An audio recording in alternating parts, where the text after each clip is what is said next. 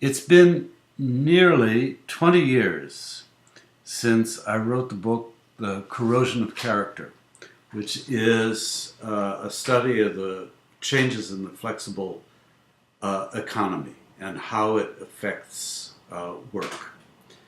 And of course, I've thought in the last 20 years about whether the conditions of short-term flexibility, which eroded jobs at that time, has continued and indeed has gotten worse.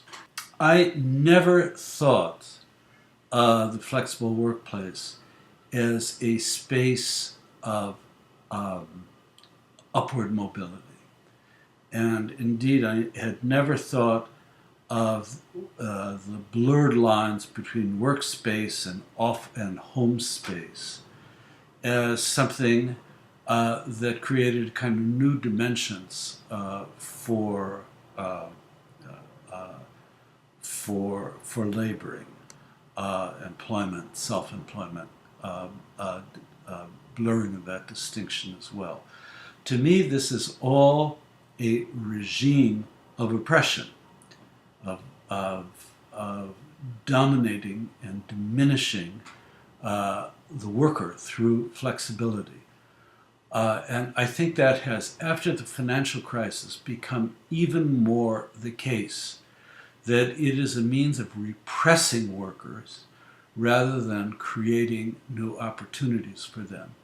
So that, for instance, when somebody says, oh yes, we want to connect people from their homes to work, what we now know about that is that means that many opportunities that occur in a workplace through chance encounters, serendipities, water cooler discussions, that those opportunities are denied to the person working at home. You can't hang out with other people at home. You have no informal networking that is easy to perform. So I think that aspect, the aspect of diminishing and dominating the labor process by blurring these distinctions in the name of greater flexibility, has only gotten worse.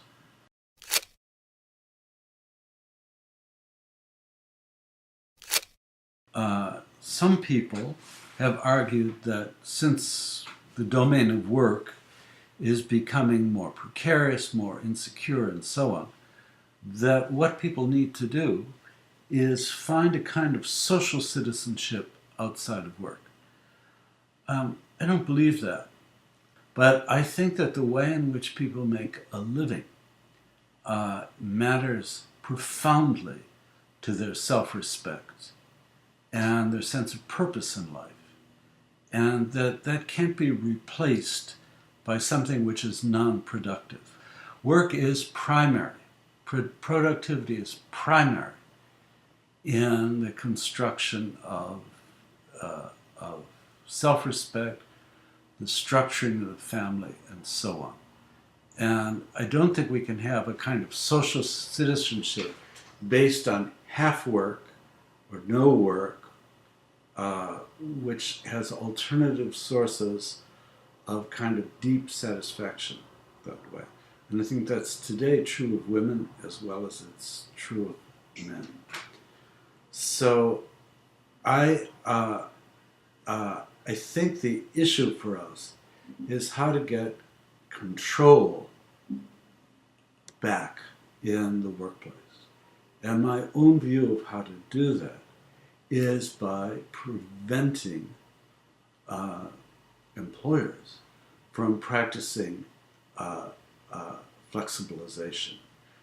In Britain today, we're seeing this as a problem in that the government, we're losing our steelworks in Britain. And the government says, we have no responsibility for that. You're on your own. I disagree. I think the government has a responsibility to those workers. These are the Tata steel plants that are closing down. simply because the workers have worked, and that the government should help them support their wages, help them find new work, even buy the Tata Steel plants in order to keep the workers going.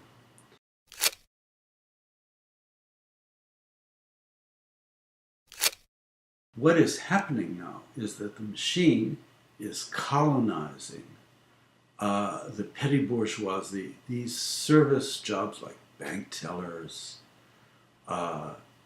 people who take orders for goods, so people who formerly dealt in telephone answering services. All of those kinds of low-level bureaucratic jobs are succumbing to the power of digital robotics.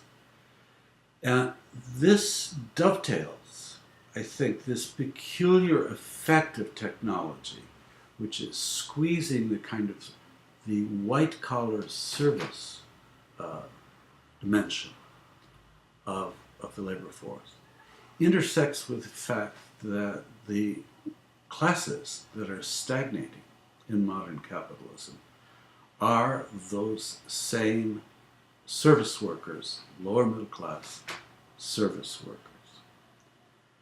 So it won't do, I think, to sort of look at the machine as this kind of digital technology as a kind of blanket monster.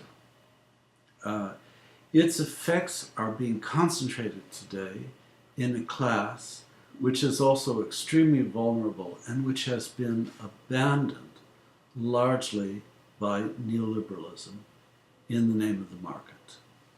And all of this, I would say, adds up to the fact, the need for the state to take a much greater role in supporting the lower middle class, guaranteeing them work, even if that work is not profitable in the market, or if that work could be done by a machine. It's a very targeted form of state intervention. And I think we can do that. We just have to believe, again, that the state can be effectively a counter to neoliberalism rather than its servant.